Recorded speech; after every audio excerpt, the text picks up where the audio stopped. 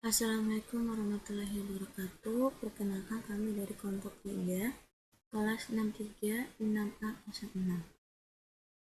Kami ingin mempresentasikan analisa kebangkrutan pada industri makanan, yaitu pada PT Garuda Food Putra Putri Jaya, PT Indofood CBP Sukses, dan PT Siantar Top Tbk. Dengan nama kelompok, saya sendiri, Desi Fitriandini. Yang kedua ada Anissa Amalina Agustin. Yang ketiga ada Nurul Fadila. Keempat ada Bulan Julfi Suryali. Dan kelima ada Tasya Putri. Pengertian kebangkrutan. Menurut Karina, kebangkrutan atau bankrupsi merupakan kondisi di mana perusahaan tidak mampu lagi untuk melunasi kewajibannya.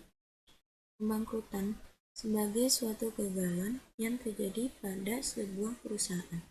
Kegagalan didefinisikan dalam beberapa pengertian, yaitu 1. Kegagalan ekonomi atau economic distress, dan yang kedua ada kegagalan keuangan atau financial distress. Analisis J-Score-Altman. Analisis J-Score-Altman merupakan salah satu teknik statistik yang digunakan untuk memprediksi kebangkrutan perusahaan. Metode Altman dikembangkan oleh seorang peneliti kebangsaan Amerika Serikat yang bernama Edward E. Altman pada pertengahan 1960 dengan menggunakan rasio-rasio keuangan. Analisis Y-score mempunyai fungsi untuk mengetahui adanya sehat atau tidaknya keuangan perusahaan. Analisis Y-score digunakan untuk mengetahui prospek perusahaan di masa yang akan datang. Semakin besar nilai Z, maka semakin besar jaminan akan kelangsungan hidup perusahaan dan risiko kegagalan akan semakin berkurang. Altman menemukan 5 jenis rasio keuangan yang dapat dikombinasikan untuk melihat perbedaan antara perusahaan yang bangkrut dan yang tidak bangkrut. Altman Y-score ditentukan dengan menggunakan rumus sebagai berikut. Y-score sama dengan 0,717x1 ditambah 0,84x2 ditambah 3,107x3 ditambah 0,42x4 ditambah 0,998x5. Dengan keterangan X1 sama dengan modal kerja terhadap total aktiva atau working capital to total asset. X2 laba ditahan terhadap total aktiva, retained earnings to total asset. X3 pendapatan sebelum pajak dan bunga terhadap total aset atau earnings before interest and tax to total asset. X4 nilai pasar ekuitas atau bisa juga disebut total ekuitas terhadap nilai buku dari hutang atau market value equity to book value of the total debt. X5 penjualan terhadap total aktiva atau sales to total asset. Dalam penelitian ini yang menjadi fokus yaitu 1. Working capital to total asset adalah modal kerja terhadap total aktiva yang digunakan untuk mengukur tingkat likuiditas dengan membandingkan net kurang aset dengan total aset yang dinyatakan dalam persen. Kedua, ada retained earnings to total asset atau laba ditahan terhadap total aktiva digunakan untuk mengukur profitabilitas kumulatif dengan membandingkan laba ditahan dengan total aktiva yang dinyatakan dalam persen. Ketiga, ada earnings before interest and tax to total asset. Pendapatan sebelum pajak dan bunga terhadap total aktiva digunakan untuk mengukur produktivitas yang sebenarnya dari aktiva perusahaan dengan membandingkan laba sebelum bunga dan pajak dengan total aktiva yang dinyatakan dalam persen. Keempat, ada market value equity to book value of total debt. atau nilai pasar ekuitas terhadap nilai buku dari hutang digunakan untuk mengukur seberapa banyak aktiva perusahaan dapat turun nilainya sebelum jumlah hutang lebih besar daripada aktivanya dan perusahaan menjadi pailit dengan membandingkan nilai pasar ekuitas dengan nilai buku hutang yang dinyatakan dalam perusahaan. Kelima, ada sales to total asset atau penjualan terhadap total aktiva digunakan untuk mengukur kemampuan manajemen dalam menghadapi kondisi persaingan dengan membandingkan penjualan dengan total aktiva yang dinyatakan dalam kali.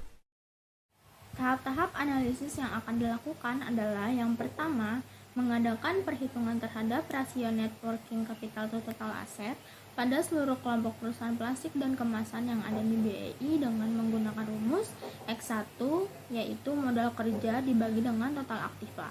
Yang kedua, mengadakan perhitungan terhadap rasio retained earning to total assets kepada seluruh kelompok perusahaan plastik dan kemasan yang ada di BEI dengan menggunakan rumus X2 sama dengan laba ditahan dibagi dengan total aktiva.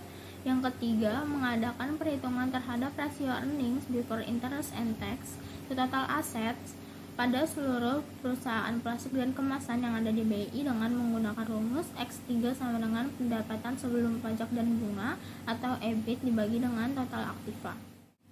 Yang keempat, mengadakan perhitungan terhadap rasio market value equity to book value of total debt pada seluruh perusahaan plastik dan kemasan yang ada di BEI dengan menggunakan rumus X4 sama dengan nilai pasar ekuitas dibagi dengan nilai buku utang. Yang kelima, mengadakan perhitungan terhadap rasio sales to total assets pada seluruh perusahaan plastik dan kemasan yang ada di BEI dengan menggunakan rumus X5 sama dengan penjualan dibagi dengan total aktiva. Masuk ke perusahaan yang kedua, yaitu PT Garuda Food Putra Putri Jaya Tbk.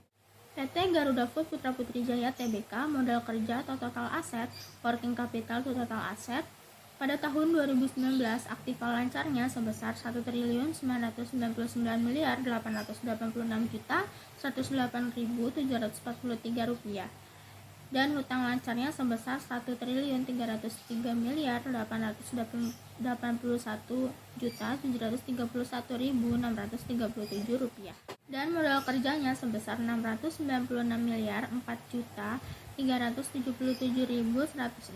rupiah. Pada tahun 2020 aktiva lancarnya sebesar 2.313.533.275 rupiah. Hutang lancarnya sebesar 1.329.529.767.664 rupiah dan modal kerjanya sebesar 992.793.762.611 rupiah. Pada tahun 2021 aktiva lancarnya sebesar 2.613.436.417.820 rupiah. Hutang lancarnya sebesar 1.739.531.625 rupiah. Lalu modal kerjanya sebesar 846.885.890 rupiah. Total aktivanya pada tahun 2019 5.063.067.672.411 rupiah. Dan pada 2020 total aktivanya sebesar 6.569.961.641.033 rupiah.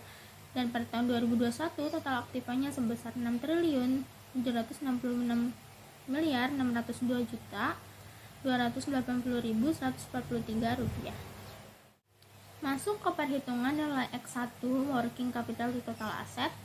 Pada tahun 2019 modal kerjanya sebesar 696.4.377.106 rupiah.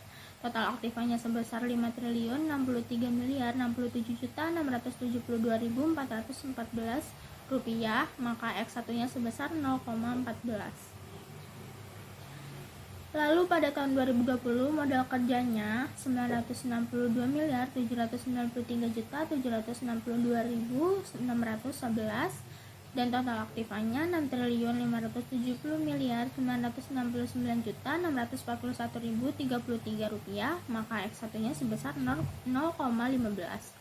Selanjutnya pada tahun 2021 modal kerjanya sebesar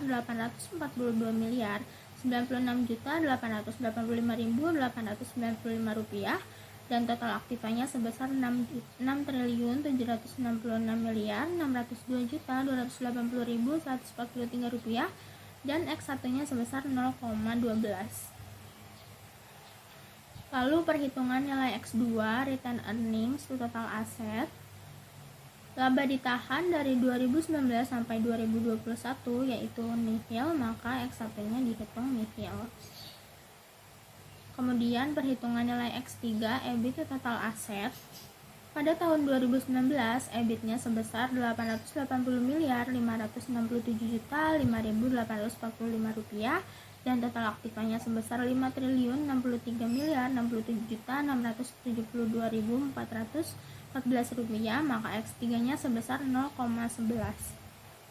Tahun 2020 EBIT-nya sebesar 339.894.897.163 rupiah. Total aktifanya sebesar 6.579.969.641.033 rupiah. X3-nya sebesar 0,05.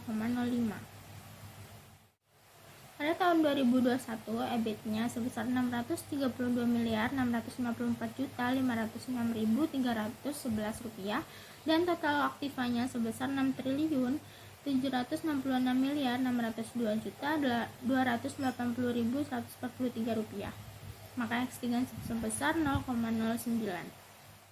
Speeding Gate Model, perhitungan nilai X3 EBIT to current liabilities.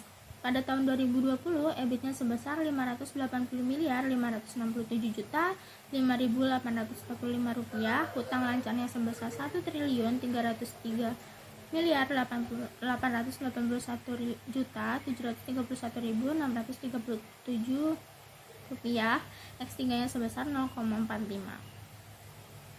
Tahun 2019 EBIT-nya sebesar 339.984.897.163 rupiah, hutang lancarnya sebesar 1.321.529.767.664 rupiah, X3-nya sebesar 0,06. Dan pada tahun 2018 EBIT-nya sebesar 632.954.506.311 rupiah dan utang lancarnya sebesar 1.771.339.531.925 rupiah dan X3-nya sebesar 0,36. Selanjutnya, perhitungan nilai X4. Pada tahun 2019, total ekuitas sebesar 2.765.764.915 rupiah dengan total hutang 2.997.909.499 rupiah, menghasilkan X4 sebesar 1,20. Begitupun pada tahun 2020 dan 2021. Pada tahun 2020 X4 sebesar 0,79 dan pada tahun 2021 X4 sebesar 0,81. Perhitungan nilai X5 yaitu penjualan dibagi total aktiva. Pada tahun 2019 penjualannya sebesar 8.431.355.699 rupiah dengan total aktiva 5.063.067.672.414 rupiah, menghasilkan X4 sebesar 1,67. Dan begitupun seterusnya pada tahun 2020 dan 2021, di mana X5 tahun 2020 sebesar 1,17 dan X5 pada tahun 2021 sebesar 1,30. Perhitungan masing-masing nilai rasio X1 sampai dengan X4 pada tahun 2019, X1 sebesar 0,14, X2 tidak ada, X3 0,11, X4 1,20, dan X5 sebesar 1,67. Sedangkan di tahun 2020, X1 sebesar 0,15, X2 tidak ada, X3 0,01, X4 0,79, dan X5-nya 1,17. Dan di tahun 2021, X1 sebesar 0,12, X2 tidak ada, X3 0,09, X4 0,81, dan X5 1,30. Selanjutnya, PT Indofood CBP Tbk pada tahun 2019, 2020, dan 2021. Modal kerja dibagi total aset atau working capital to total asset. Pada tahun 2019, aktiva lancar sebesar Rp16.624.925, hutang lancar Rp6.556.359, dan modal kerja sebesar Rp10.068.566. Dan pada tahun 2019, total aktiva sebesar Rp39.309.314. Begitupun pada tahun 2020 dan 2021 nominalnya sebagai berikut. Perhitungan nilai X1 pada tahun 2019, modal kerja sebesar Rp10.068.566 dengan total aktiva Rp37.709.314, menghasilkan X1 sebesar 0,26. Begitupun selanjutnya pada tahun 2020 dan 2021, X1 2020 sebesar 0,11 dan X1 tahun 2021 sebesar 0,08. Perhitungan nilai X2 pada tahun 2019 laba ditahan tidak ada. Total aktiva sebesar Rp38.709.314, menghasilkan X2 tidak ada.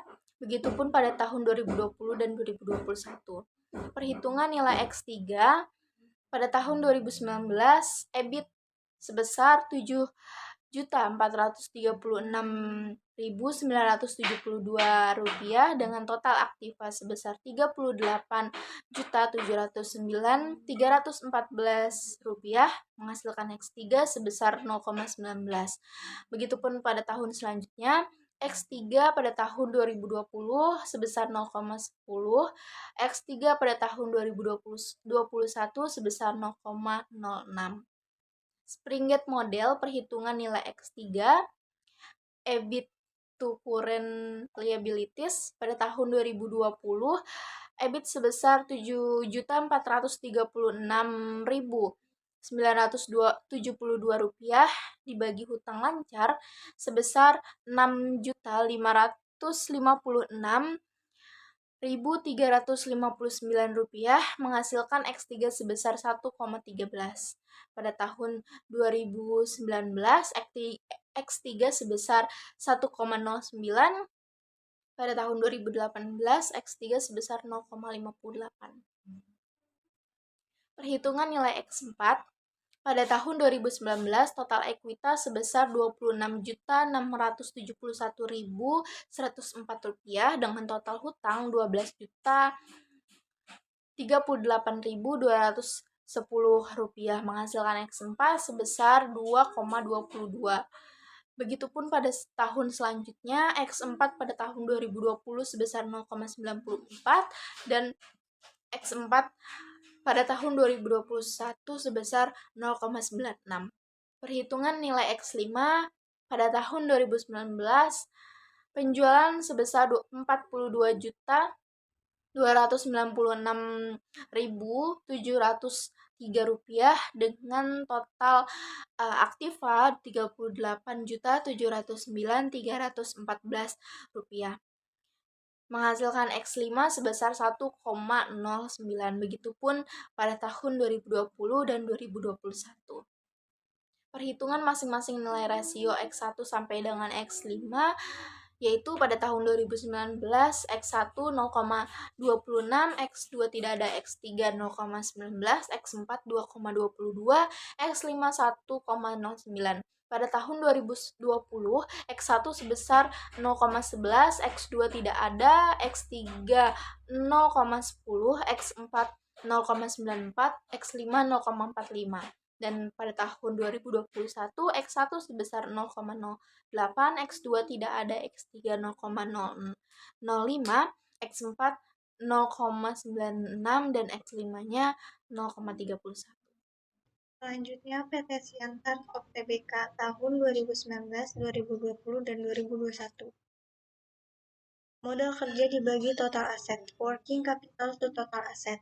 Di tahun 2019, aktiva lancar diperoleh sebesar 1.365.401.686 rupiah. Hutang lancar diperoleh sebesar 408.590.550.651 rupiah. Modal kerja diperoleh sebesar 756.919.751.035 rupiah. Dan total aktivanya diperoleh sebesar 2.863.083.954 rupiah. Di tahun 2020, aktiva lancar diperoleh sebesar 1.875.822.478 rupiah. Hutang lancar diperoleh sebesar 621.131.203.549 rupiah. Modal kerja diperoleh sebesar 879.791.618.929 rupiah. Total aktiva diperoleh sebesar 3.445.959.882 rupiah. Dan di tahun 2021, aktiva lancar diperoleh sebesar 1.979.855.4.312 rupiah. Hutang lancar diperoleh sebesar 4.354.154.415 rupiah. Modal kerja diperoleh sebesar 1.404.489.897 rupiah. Dan total aktivanya diperoleh sebesar 3.919.243.683.748 rupiah. Perhitungan nilai X, working capital to total asset. Di tahun 2019, modal kerja diperoleh sebesar 759.915.751.035 rupiah. Total aktivanya diperoleh sebesar 2.881.563.083.954 rupiah. Diperoleh X1-nya sebesar 0,26. Di tahun 2020, modal kerja diperoleh sebesar 879 miliar 741 juta 618.929 rupiah.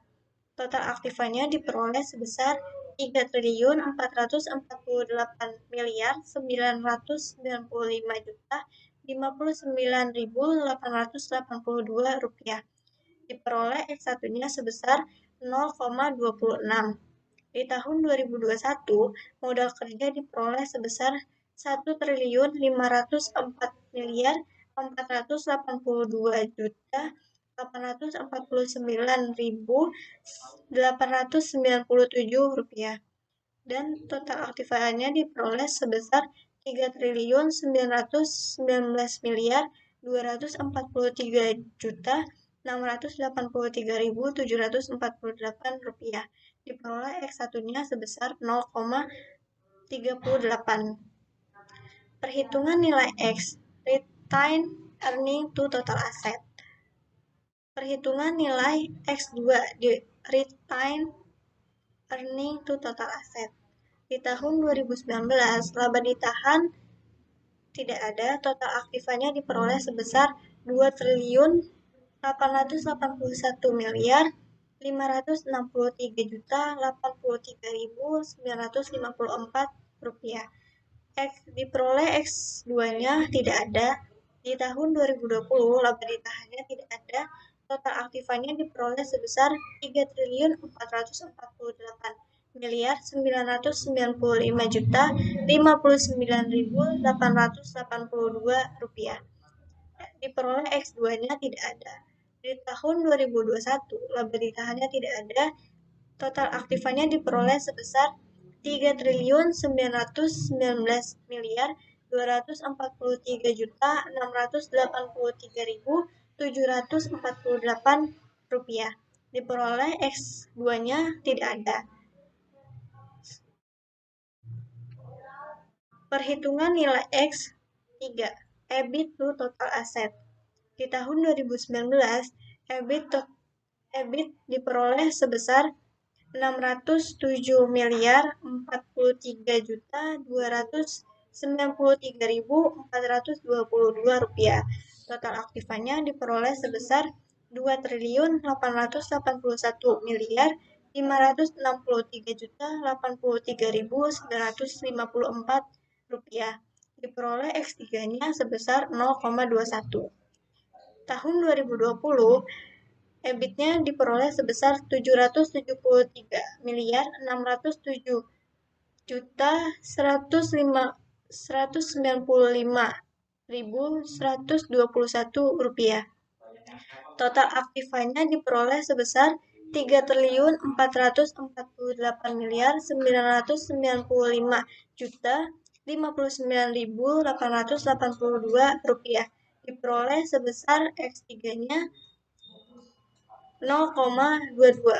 Di tahun 2021, EBIT-nya diperoleh sebesar 765.188.720.115 rupiah. Total aktifanya diperoleh sebesar 3.919.243.683.748 rupiah. Diperoleh X3-nya sebesar 0,20. Springate model, perhitungan nilai X3, EBIT to current liability. Di tahun 2020, EBIT-nya diperoleh sebesar 607.493.422 rupiah. Utang lancarnya diperoleh sebesar 408.490.550.651 rupiah. Diperoleh X3-nya sebesar 1,49. Di tahun 2019, EBIT diperoleh sebesar 773.607.195.121 rupiah. Hutang lancarnya diperoleh sebesar 626.131.000 Rp203.549. Diperoleh X3-nya sebesar 1,24. Di tahun 2018, EBIT diperoleh sebesar Rp655.188.720.115. Hutang anyarnya diperoleh sebesar Rp475.372.154.415. Diperoleh X3-nya sebesar 1,61. Perhitungan nilai X4. Book Value Equity to Book Value of Debt. Di tahun 2019, total ekuitas diperoleh sebesar Rp2.148.7.007.980. Total hutangnya diperoleh sebesar Rp733.554.974. Diperoleh X4-nya sebesar 2,93. Di tahun 2020, total ekuitas diperoleh sebesar Rp2.673.299.144. Total hutangnya diperoleh sebesar Rp738.638.738. Diperoleh X4-nya sebesar 3,45. Di tahun 2021, total ekuitasnya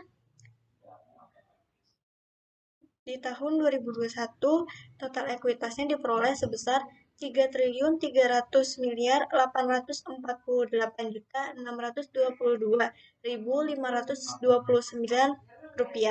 Total hutangnya diperoleh sebesar Rp618.395.061.219. Diperoleh X4-nya sebesar 5,34. Perhitungan nilai X5. Penjualan dibagi total aktiva.